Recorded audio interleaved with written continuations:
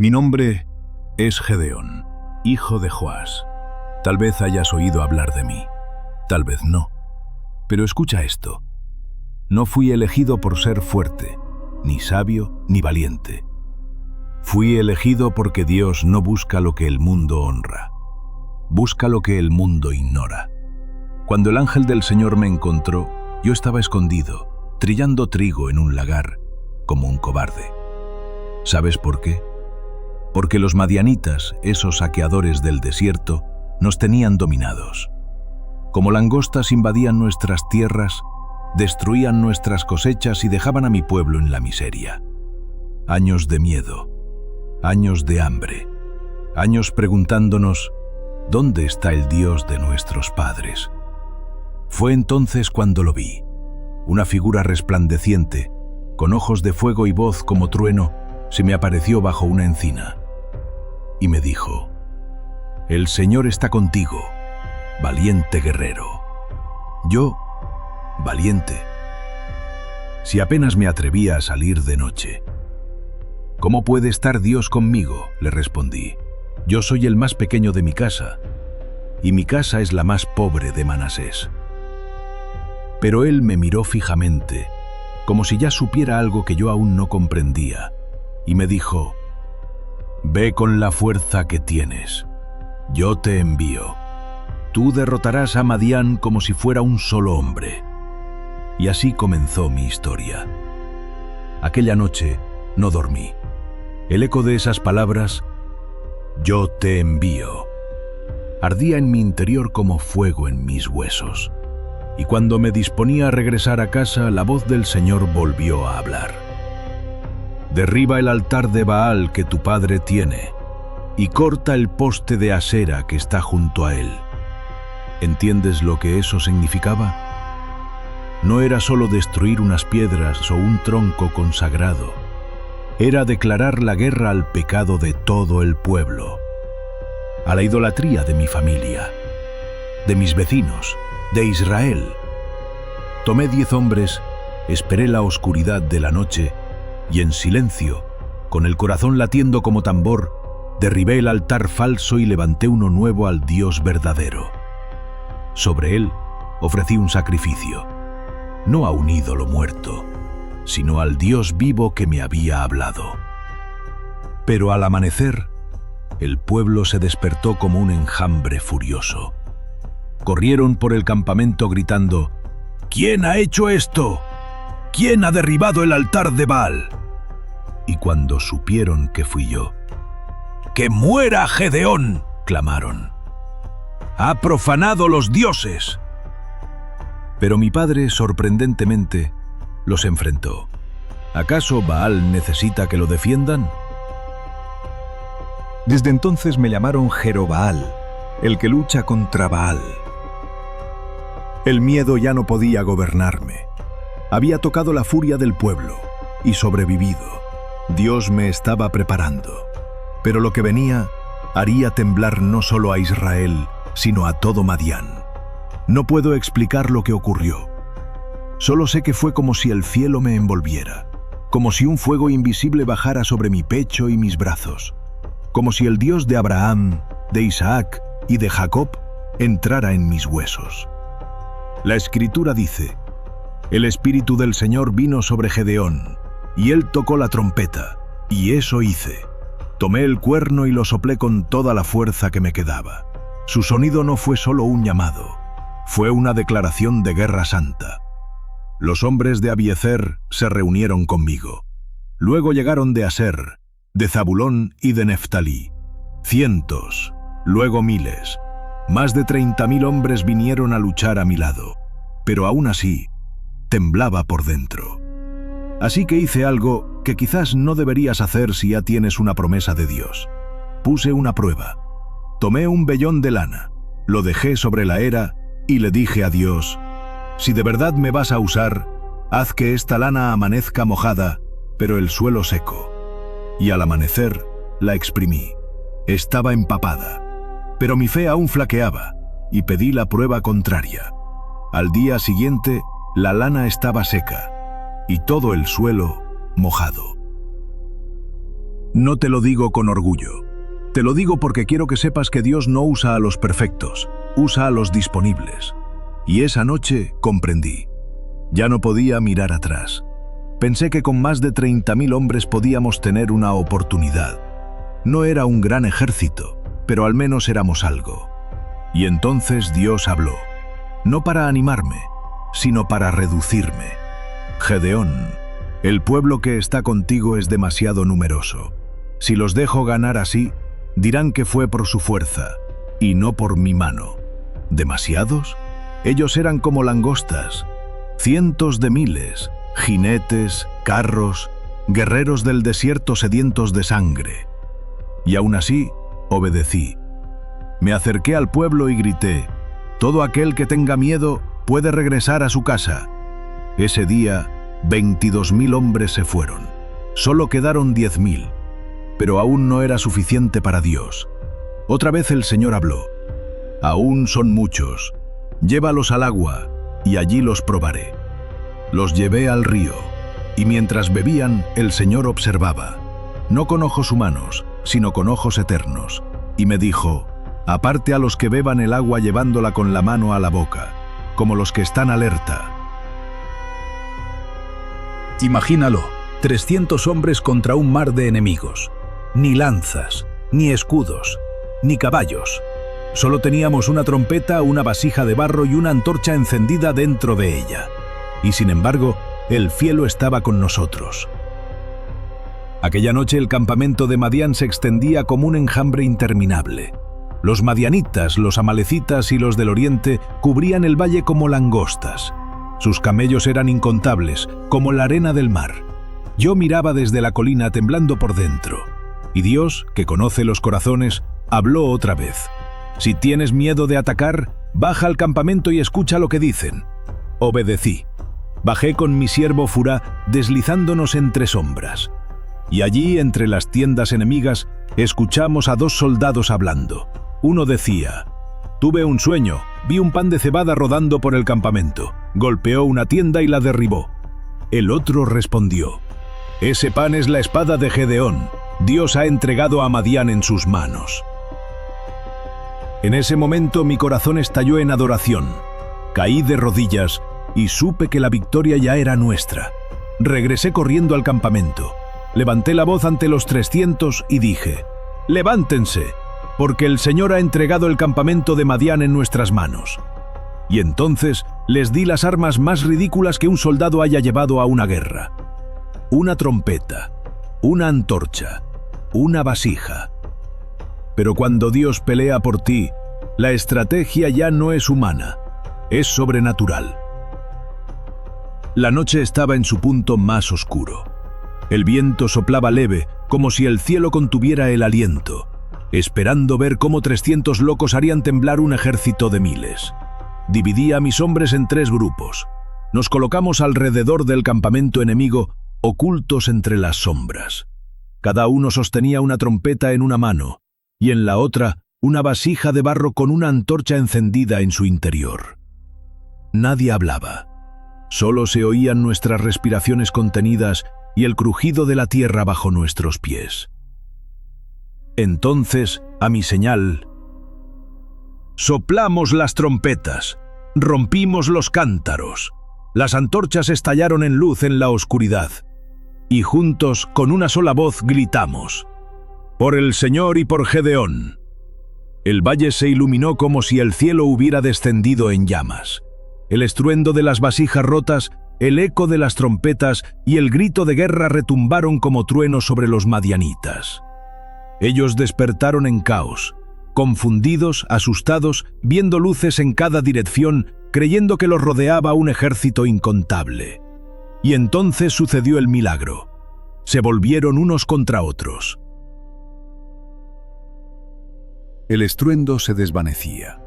El humo aún flotaba sobre el valle, y los cuerpos de los enemigos yacían desparramados, confundidos, vencidos, sin que ninguno de los 300 levantara una espada contra ellos.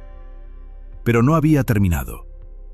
Los jefes madianitas, Oreb y Zeeb, habían escapado entre la multitud desesperada. Corrían al este, hacia el Jordán. y detrás de ellos fuimos nosotros. Envió mensajeros a las tribus vecinas. «Descended al encuentro de Madián, cortadles el paso en el Jordán». Los hombres de Efraín respondieron con velocidad. Capturaron a Oreb y Zeeb en las riberas del río. A uno lo mataron en la peña de Oreb, al otro en el lagar de Zeeb, y trajeron sus cabezas como señal de que Dios había cumplido su palabra. Pero aún quedaban dos reyes enemigos, Zeba y Zalmuna, crueles, arrogantes, los que por años habían saqueado nuestra tierra y matado a nuestros hijos. Cruzamos el Jordán. Mis hombres estaban exhaustos, hambrientos, con los pies sangrando. Pero yo les dije, no nos detendremos hasta que estos dos también caigan. Pasamos por Sucot y Peniel, buscando ayuda, pero sus líderes no nos dieron ni pan ni apoyo. Se burlaron de nosotros. Nos dijeron, ¿ya atrapaste a los reyes para que te demos comida? No respondí con ira, respondí con determinación. Porque el que pelea por el Señor no depende del aplauso de los hombres, sino de la promesa de Dios. Y seguimos, lentos, pero firmes, cansados, pero con el fuego del cielo en el alma. Avanzamos por el desierto como hombres poseídos por una misión divina. Nuestros cuerpos gritaban descanso, pero nuestros corazones ardían por justicia. Y al fin los encontramos. Allí estaban, Zeba y Zalmuna, escondidos con lo poco que quedaba de su ejército. Cayeron como presas fáciles en manos de los 300, porque nadie puede huir del juicio de Dios. Los traje ante el campamento. El pueblo se reunió silencioso. Yo me acerqué a los reyes, los miré a los ojos y les dije, ¿qué clase de hombres matasteis en Tabor? Ellos sin vergüenza respondieron, como tú, así eran ellos. Cada uno parecía hijo de rey. Sentí un nudo en la garganta. Aquellos hombres habían asesinado a mis hermanos, hijos de mi madre, hijos de Israel. «Vive el Señor», dije, «que si los hubierais dejado con vida, yo no os mataría». Llamé a mi hijo Jeter, a un joven, y le ordené ejecutar a los reyes. La batalla había terminado. Los cuerpos enemigos se habían esparcido como polvo, y las canciones comenzaron a elevarse entre los valles de Israel. El pueblo me rodeó. Los ancianos, los jóvenes, las mujeres, todos vinieron con una petición. «Gedeón, sé nuestro rey. Tú nos salvaste, tú peleaste. Gobierna sobre nosotros, tú, tu hijo y el hijo de tu hijo». Escuché sus voces. Vi la emoción en sus rostros.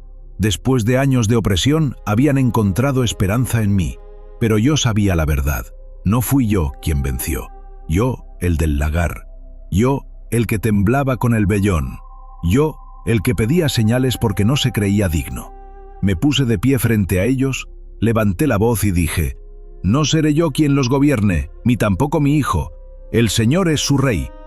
Las palabras cayeron como un bálsamo, pero también como una advertencia. Porque vi en sus ojos que aún amaban demasiado a los hombres, y temí que con el tiempo olvidarían. Sin embargo, les pedí algo. «Denme los zarcillos de oro que tomaron del botín».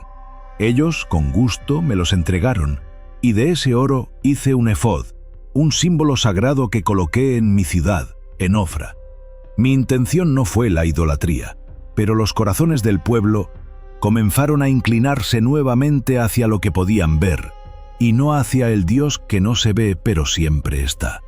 Durante 40 años hubo paz en Israel, 40 años sin saqueos, sin miedo, sin gritos de niños escondidos entre las piedras cuando los madianitas bajaban del desierto. Viví entre mi pueblo, tuve muchos hijos, fui respetado, honrado, pero nunca fui rey. Y cada vez que alguien me llamaba así, yo lo recordaba en voz alta. El Señor es nuestro rey. Sin embargo, vi algo que dolía más que 1000 espadas. El corazón de Israel comenzaba a olvidar. El efod que coloqué en Ofra, símbolo de honra a Dios, se convirtió en una trampa. La gente viajaba a mirarlo, a adorarlo, a elevar oraciones no al cielo, sino al objeto, como si la fe pudiera encerrarse en oro, como si el Dios que venció con 300 necesitara un trozo de metal para ser recordado. Y yo no supe detenerlos. Tal vez estaba cansado, tal vez me volví cómodo con la honra, tal vez confié en que las victorias del pasado serían suficientes para sostener la fidelidad del presente. Pero aprendí algo. No basta con vencer al enemigo de fuera, si no cuidamos al enemigo que se esconde dentro, el olvido. Viví muchos años después de la victoria.